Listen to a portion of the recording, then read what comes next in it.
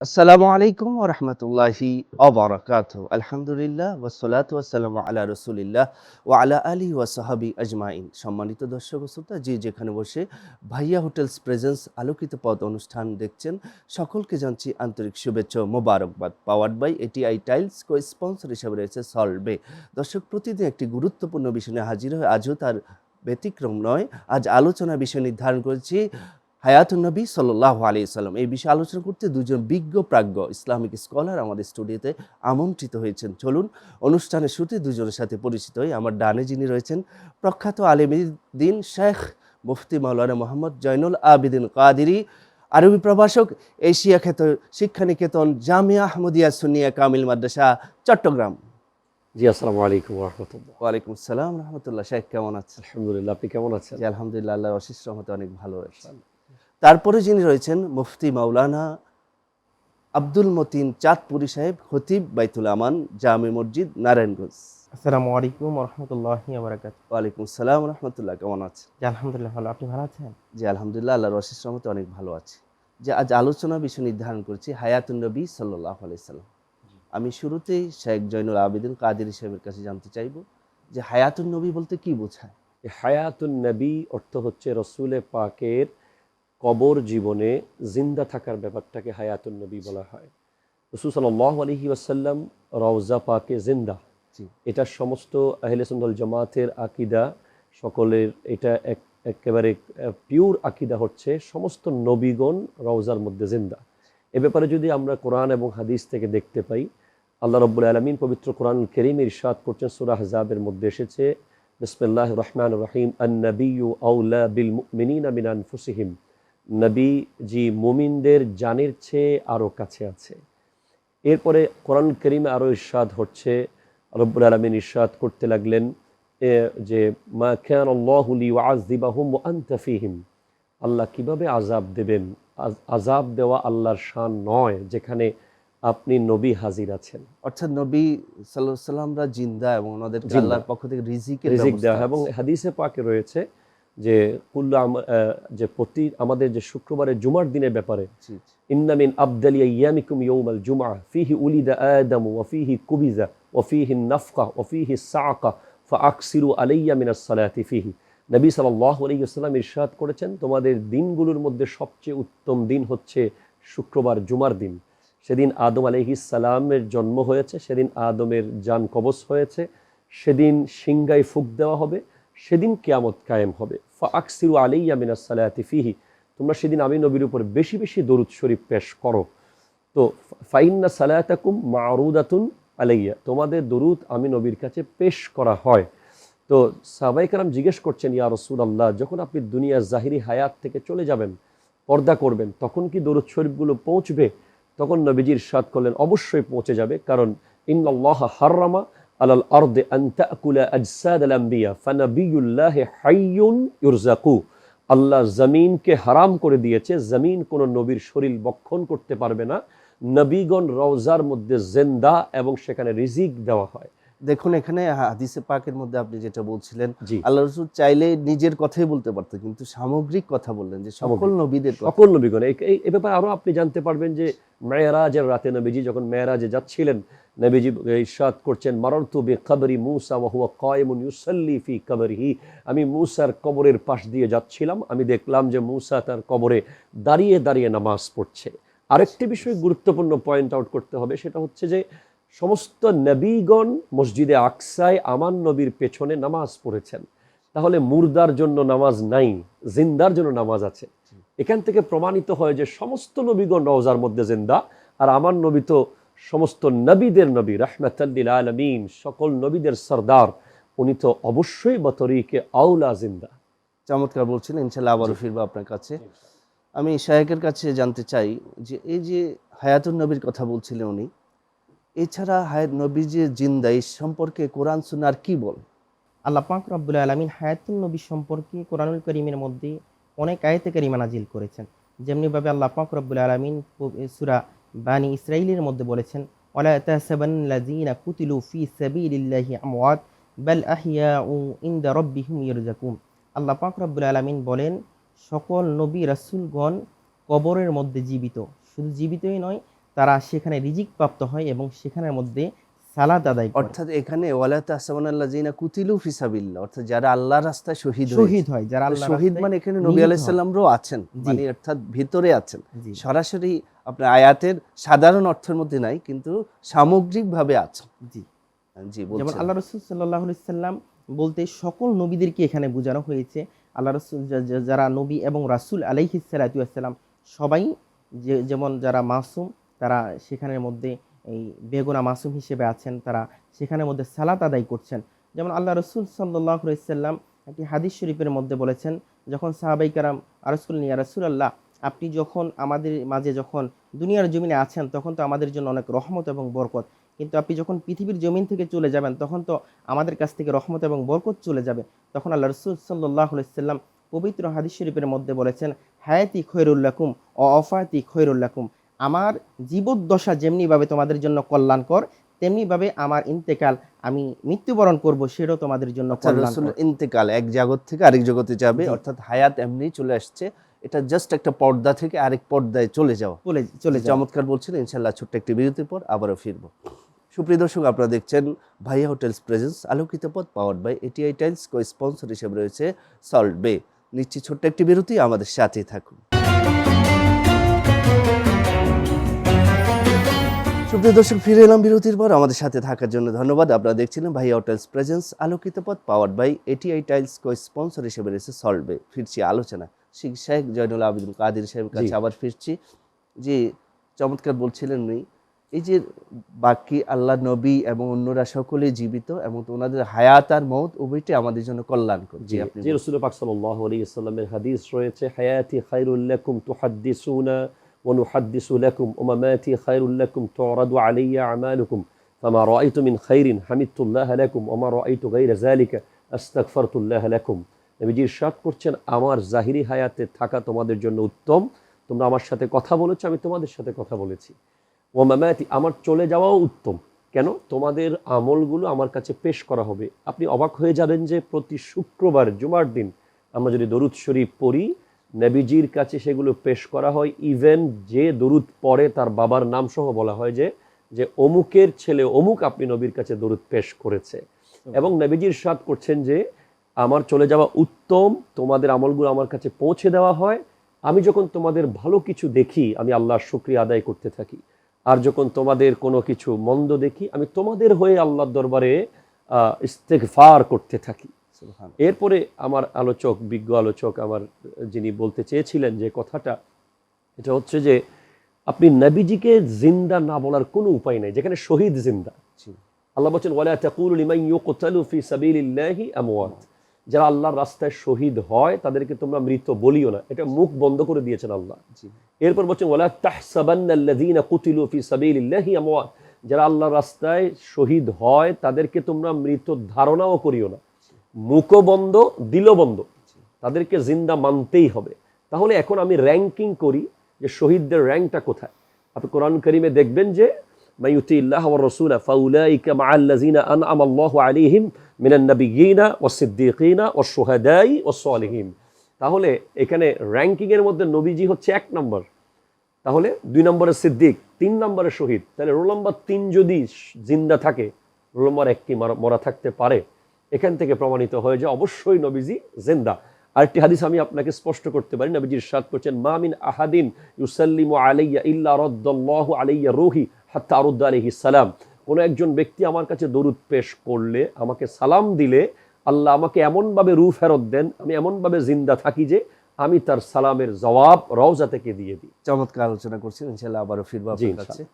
যে শেখ আব্দুল মতিন চাঁদপুরি সাহেবের কাছে আবারও জানতে চাই, যে চমৎকার বলছিলেন আসলে রসুলের হায়াতুন নবী, নবীর জিন্দা হওয়া, এই জিন্দা হওয়ার উদ্দেশ্যটা কি? অর্থাৎ রসুল পৃথিবী জমিন থেকে চলে গিয়েছেন, রওজা শরীফে আছেন, হাদিসে পাকে আসছে, চাইলে তো আল্লাহ রাব্বুল আলামিন আরশে আজিমে রাখতে পারতেন, নবীকে বিভিন্ন আসমানে রাখতে পারতেন, কিন্তু মদিনা শরীফের মধ্যে আল্লাহ রসুল সাল্লাল্লাহু আলাইহি সাল্লাম জিন্দা হিসেবে আছেন। এই সম্পর্কে আমাদেরকে বলুন।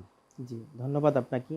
আল্লাহ রসুল সাল্লাল্লাহু আলাইহি সাল্লামকে আল্লাহ চাইলে আরশ আজিমের মধ্যে রাখতে পারতেন, কিন্তু রাখেন নাই, জমিনের মধ্যে রেখেছেন। কিন্তু অন্যান্য নবীরা যেমন মূসা আলাইহিস সালাতু ওয়াস সালাম তিনি চতুর্থ আসমানের মধ্যে আছেন, ইদ্রিস আলাইহিস সালাতু ওয়াস সালাম তিনি আপনার আসমানের মধ্যে আছেন। আল্লাহ রসুল সাল্লাহ সাল্লাম যেমন যখন মেরাজের মধ্যে গিয়েছে, তখন আল্লাহ রসুল সাল্লাহ সাল্লাম তিনি জুতা মোবারক খুলে তারপরে মেরাজের দিকে তিনি আরশ আজিমের মধ্যে প্রবেশ করতেছিলেন। তখন আরশ আজিম ডেকে বলেন, ইয়া রাসূলুল্লাহ, আপনি জুতা খুলে প্রবেশ করবেন না আমি আরশ আজিমের মধ্যে, আপনি জুতা নিয়ে প্রবেশ করুন, কারণ আপনার এই জুতা ধুলাবালি নেওয়ার জন্য আমি আরশ এতদিন পর্যন্ত অপেক্ষা করছি। তখন আল্লাহ রসুল সাল্লাহ সাল্লাম তিনি আরশ আজিমের মধ্যে জুতা নিয়ে প্রবেশ করলেন। সুবহানাল্লাহ, আরশ ধন্য হয়েছে আমার নবীর জুতা মোবারকের ধুলা নিয়ে। কিন্তু আল্লাহ রসুল চাইলে আরশ আজিমের মধ্যে থাকতে পারতেন, কিন্তু আল্লাহ রসুল সাল্লাহ সাল্লাম তিনি আরশের মধ্যে থাকেন নাই, তিনি গুনাহগার উম্মতের জন্য জমিনের মধ্যে থেকে গিয়েছেন। কারণ আল্লাহ রসুল সাল্লাহ সাল্লামের যখন উম্মতেরা আল্লাহ রসুল সাল্লাহ সাল্লামের কাছে আসবে, আল্লাহ রসুল সাল্লাহ সাল্লামের সামনে গিয়ে দুরুদ এবং সালাম আদায় করবেন, আল্লাহ রসুল সেটা দেখবেন এবং তার জন্য দোয়া করবেন। যেমন আল্লাহ রসুল সাল্লাহ সাল্লাম হাদিস শরীফের মধ্যে বলেছেন, আমার কোনো উম্মত যখন আমি নবীর রওজা শরীফের কাছে আসে, আমি নবীর রওজা জিয়ারত করে, তার জন্য আমি এই সাফায়াত করা আমার জন্য ওয়াজিব হয়ে যায়। সুবহানাল্লাহ।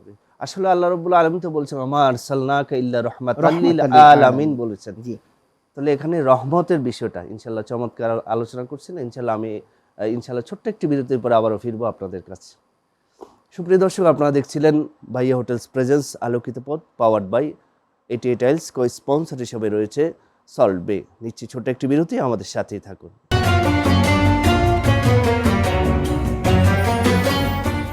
ফিরে এলাম বিরতির পর। আমাদের সাথে থাকার জন্য ধন্যবাদ। আপনারা দেখছিলেন ভাইয়া হোটেলস প্রেজেন্স আলোকিত পথ, powered by 88 tiles, co sponsor হিসেবে রয়েছে সল্ট বে। ফিরছি আলোচনায়।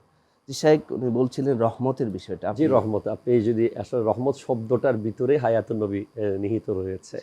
আপনি যদি দেখেন ওমা আরসালনাকা ইল্লা রাহমাতাল লিল আলামিন, এখানে রাহমাতান এটা হচ্ছে মাসদার। মাসদার বমানা ফায়েলও হয়, মফউলও আসে। রাহমাতুন বমানা রাহিমুন আও মারহুমুন। তো যিনি সবসময় দয়া করে যাচ্ছেন, যিনি সবসময় জিন্দা যদি না থাকেন তাহলে দয়া করা সম্ভব নয়। এটা হচ্ছে রহমত থেকে প্রমাণিত যে আমার নবী কন্টিনিউ আমাদের জন্য দয়া হিসেবে কাজ চালিয়ে যাচ্ছেন মদিনায় শুয়ে শুয়ে। এবং আপনি আরও বেশি আশ্চর্য হবেন যে কোরআন কারীম ইরশাদ করছেন, ইন্না আরসালনাকা শাহিদাও ওয়া মুবাশশিরাও ওয়া নাযীরা, যে আল্লাহ আমার নবীকে শাহেদ, সাক্ষী করে পাঠিয়েছে। সাক্ষী কে হতে পারে? যে কানে শোনে এবং চোখে দেখে। কেউ যদি বলে যে শুধু কানে শুনেছি, সাক্ষী গ্রহণযোগ্য হবে না।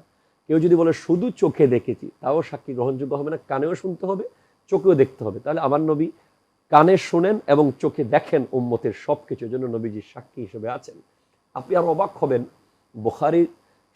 সহিহ বুখারী শরীফের একটা ব্যাখ্যা গ্রন্থ আছে ফয়জুল বারী, এটার মধ্যে এসেছে যে আব্দুল ওয়াহাব শারানি নাম মিশরের একজন বিশ্ববিখ্যাত একজন আলেম, মিশরের আল আজহার ইউনিভার্সিটির যে আঙ্গিনায় পড়ালেখা করছিলেন, উস্তাদের কাছে দরস নিতেন।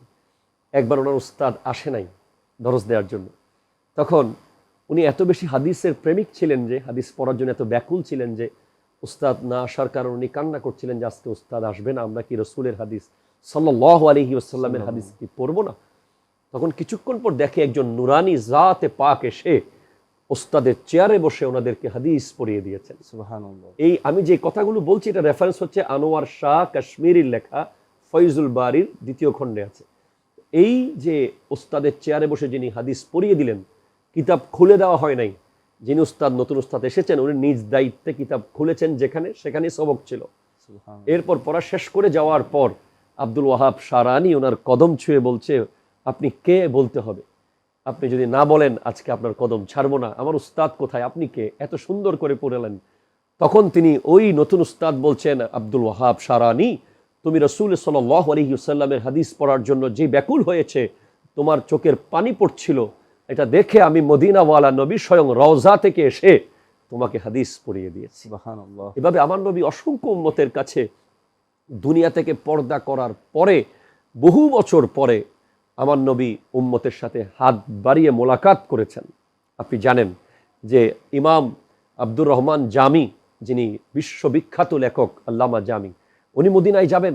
মদিনার যে দারওয়ান গভর্নরকে আমার নবী স্বপ্নে দেখাচ্ছেন, আগামীকাল একজন লোক মদিনায় প্রবেশ করবে, তাকে তুমি প্রবেশ করতে দিবা না। তখন স্বপ্নের মধ্যে এই দৃশ্য অবস্থা, কেনই ইয়া রাসূলুল্লাহ?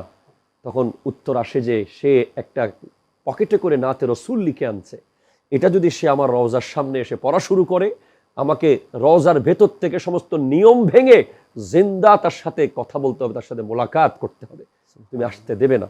এভাবে করে আরো অসংখ্য ঘটনা আছে। ইমাম বুখারীর উস্তাদ মুহাম্মদ বিন মুনকাদিরের ঘটনা আছে, সিদ্দিক আকবর রাদিয়াল্লাহু তাআলা আনহুর একটা ঘটনা আছে। এই যে লাইলাতুল বরাতের রাতে শিয়া পন্থী লোকেরা সিদ্দিক আকবর এর একজন অনুসারীকে নিয়ে বন্দি করে রেখেছিল, শুধুমাত্র ওই লোক বলেছিল সিদ্দিক আকবরের ওসিলায় আমাকে কিছু দেন। ইনশাআল্লাহ আপনার এই ঘটনা আমরা কিছুক্ষণ পরে অবশ্যই শুনবো শুনবেন। আবারও। জি, ধন্যবাদ। জি, শেখ আব্দুল মতিন চাঁদপুরি সাহেব, আপনি বলবেন যে চমৎকার আলোচনা করছিলেন আরেকটি বিষয়, যে আমরা কোরআনে পাকে পাই কুল্লু নাফসিন যায়কাতুল মউত, যে প্রত্যেক প্রাণী মৃত্যুর স্বাদ গ্রহণ করবে। তাহলে যখন এই যে মৃত্যুর স্বাদ গ্রহণ করা, তো এই রসুল তাহলে তো মরে গিয়েছেন, কারণ প্রত্যেক প্রাণী, এটা অনেকেই প্রশ্ন, তাহলে এটার সমাধান কি হবে একটু আমাদেরকে বলবেন। যেমন আল্লাহ রসুল সাল্লাল্লাহু আলাইহি সাল্লাম হাদিসে মোবারকের মধ্যে বলেছেন, আপনার প্রশ্নটা খুবই চমৎকার হয়েছে। আল্লাহ রসুল সাল্লাল্লাহু আলাইহি সাল্লাম হাদিস শরীফের মধ্যে বলেছেন, যারা নবী এবং রাসূল তাদের রূহগুলা কবরের মধ্যে যারা যখন চলে যায়, যখন তারা ইন্তেকাল করে, তাদের রূহগুলা কবরের মধ্যে দিয়ে দেওয়া হয়। এবং যারা সাধারণ মানুষ আছে, আমরা যারা সাধারণ মানুষ, যা কিছু আছে মুমিন আর কিছু আছে নেককার এবং বদকার, এদের রূহগুলা যারা বদকার হয় তাদেরগুলা ইল্লিনে রাখা হয়, আর যারা নেককার হয় তাদেরগুলা সিজ্জিনে রাখা হয়।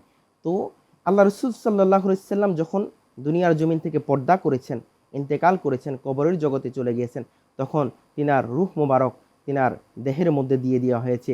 এই জন্য আমার নবী হচ্ছেন হায়াতুন নবী। আমাদের আহলে সুন্নাত ওয়াল জামাতের আকীদা, আমরা সেটা পোষণ করি। যে চমৎকার বলছে। আরেকটি বিষয় আমরা জানি যে প্রত্যেক নবী এবং যারা সাহাবায়ে কেরাম আছেন, তাবিন তাবিন আছেন, সকলের আকীদা কিন্তু এটাই, হায়াতুন নবী সাল্লাল্লাহু আলাইহি ওয়াসাল্লাম, নবীজির হায়াত। তাহলে এই বিষয়টা আমরা সকলে একমত পোষণ করতে পারি যে বিয়াল শুধু আমাদের নবী না, সকল নবী জিন্দা। জি। তবে একটি প্রশ্ন আসে সেখানে, যে যখন পৃথিবীর জমিনে হযরত মা আয়েশা সিদ্দিকা রাদিয়াল্লাহু উহুদের ময়দানে যে শহীদ যারা হয়েছিলেন, জি, এবং বদরের ময়দানে শহীদ হয়েছিলেন, এবং শুহাদায়ে কেরামের ব্যাপারে উনি একটা কুল্লুকুম যে শব্দটা বলছেন, যে মানে এই বিষয়টা যে ওমা আনতা বিমুসমিন মাহফিল কুবুর, যে কবরের মধ্যে যারা আছে তারা শুনেন না। আবার অন্য রেওয়াতে এসছে কোরআনুল কারীমের মধ্যে, যে যারা পৃথিবীর জমিন থেকে চলে যান তাদেরকে বিভিন্নভাবে শাস্তি দেওয়া হয়। তাহলে আম্বিয়া আলাইহিস সালাম ওই জায়গার মধ্যে কিভাবে আসতে পারেন? বিশেষ করে আল্লাহ নবী সাল্লাল্লাহু আলাইহি ওয়াসাল্লামের আমরা যখন কবরে দিই তখন 3টা প্রশ্ন করা হয়, জি। মা কুনতা তাকুলু ফি হাযার রাজুল। এই যে প্রশ্ন করা হয়, এটার দ্বারা কি উদ্দেশ্য হতে পারে? আমরা যারা মুসলমান আছি আমাদেরকে তো 3টা প্রশ্ন করা হয়। যেমন আমার আল্লাহ রসুল সাল্লাল্লাহু আলাইহি সাল্লাম, তিনার বিষয়ে তো আমাদেরকে কবরের মধ্যে জিজ্ঞেস করা হয়, কিন্তু আল্লাহ রসুল তো হায়াতুন নবী, তিনার এই বিষয়টা হচ্ছে আমরা যখন এই কবরের মধ্যে যখন আমাদেরকে দেওয়া হয়, তখন আমাদেরকে বলা হয় মান রব্বুকা ওমা দীনুকা ওমা হাযার রাজুল। আল্লাহ রসুল সাল্লাল্লাহু আলাইহি সাল্লামের পক্ষে আসলে শুধু আল্লাহর যে সাবজেক্টটা সেটাই জিজ্ঞাসা অর্থাৎ করা। মা কুনতা তাকুলু ফি হাযার রাজুল, এই রজুল পর্যন্ত এই কথাটা বলা, হ্যাঁ, ইনশাআল্লাহ সেই জায়গার মধ্যে রাসূল কারীম সাল্লাল্লাহু আলাইহি ওয়াসাল্লামের উপস্থিতি এখানে এটাই নির্দেশ করে, রসুলকে যে চিনতে পারবে সেই নাজাত পাবে। নাজাত পাবে। তো রসুল হায়াতুন নবী যদি না হতেন তাহলে তাহলে এই প্রশ্ন কখনো আসতো না। আসতো।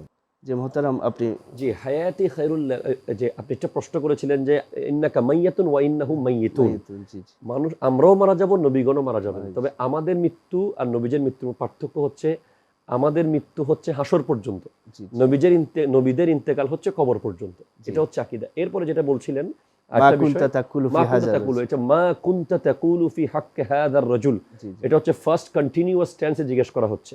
সিয়াসিত্তার কোনো কিতাবে 3টা প্রশ্নের কথা নাই, সব জায়গায় একটা প্রশ্ন আছে, যে এই রাজুল সম্পর্কে, এই জাত সম্পর্কে তুমি কি বলতে, কি জানতে, কি ভাবতে। তার মানে কবরের মূল প্রশ্নটা হচ্ছে নবীজিকে নিয়ে হবে। জি। এবং নবীজিকে আল্লাহ হায়াতুন নবীর প্রমাণ হচ্ছে নবীজি সব কবরে এট এ টাইম যেতে পারে। পৃথিবীতে এট এ টাইম অনেক মানুষ মারা যায়, কেউ একদিন একজন করে মারা যাচ্ছে না, সব জায়গায় নবী যেতে পারেন। এরপরে ওই যে জাওয়াজের মক্কির যে ঘটনাটা বলেছিলাম, জি, জি। সিদ্দিক আকবরের অনুসারী নবীজির সিদ্দিক আকবরের নাম নিয়ে কিছু চেয়েছিলেন, ওনাকে শিয়া সম্প্রদায়ের একজন লোক নিয়ে গিয়ে বন্দি করে রেখেছিলেন এবং জিহ্বা কেটে দিয়েছেন। পরে ওই লোক নবীজির রওজায় গেছেন, নবীজি সিদ্দিক আকবর সহ স্বপ্নে এসে ওই লোকের জিহ্বা ঠিক করে দিয়েছিলেন। জি, চমৎকার বলছেন আল্লাহু আপনি। আপনার দুজনকে ধন্যবাদ আমাদের স্টুডিওতে আপনাদের গুরুত্বপূর্ণ সময় দেওয়ার জন্য। ধন্যবাদ। সুপ্রিয় দর্শক, আজ এই পর্যন্ত। ভালো থাকুন, সুস্থ থাকুন। আগামী পর্বে একই সময় দেখার আমন্ত্রণ জানিয়ে শেষ করছি। ওমা তৌফিক ইল্লা বিল্লাহ। আসসালামু আলাইকুম ওয়া রাহমাতুল্লাহি ওয়া বারাকাতুহু।